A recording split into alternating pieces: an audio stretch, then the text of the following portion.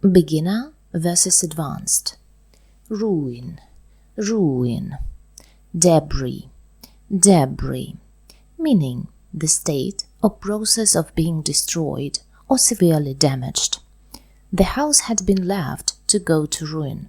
The house had been left to go to ruin. Debris from the earthquake covered the city streets. Debris from the earthquake covered the city streets. Accuse, accuse. Denounce, denounce, meaning to strongly criticize somebody or something that you think is wrong. She accused him of lying.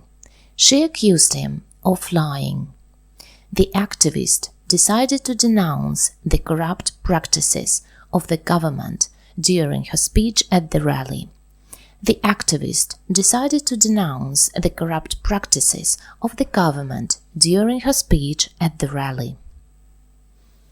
Everlasting, everlasting, eternal, eternal, meaning without an end, existing or continuing forever.